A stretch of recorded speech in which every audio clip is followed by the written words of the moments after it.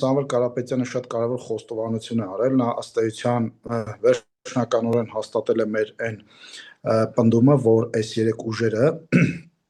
ուրեմն Կարապետյանի, Քոչարյանի եւ Ծառուկյանի մեկ միասնական քաղաքական թիմ են, ու այդ համատեքստում փաստացի ինքը այո վերջնականորեն հաստատել է, որ իրենք նույն քաղաքական թիմն են, ինչի մասին մենք բազմիցս խոսել ենք եւ հայտարարել ենք, եւ հիմա իրենք դա այլևս չեն թաքցնում եւ հաստատում են։ Կրկնեմ, սա իր կողմից վերջնականորեն հաստատումն է մեր այն պնդմանը, որ եւ Կարապետյանը եւ Քոչարյանը եւ Ծառուկյանը նույն թիմն են, նույն աշխարհաքաղաքական կենտրոնի շահերն են ներկայացնում ընդդեմ Հայաստանի Հանրապետության։ Բայց դա պրակտիկայում նորմալ չէ, հենց ժողովրդավարության դրսևորում չէ միավորվել, կոալիցիաներ կազմել, եւ տրամաբանական է, որ քվեները մյուս ուժերը պետք է տան ամենաշատ քվե ստացածին,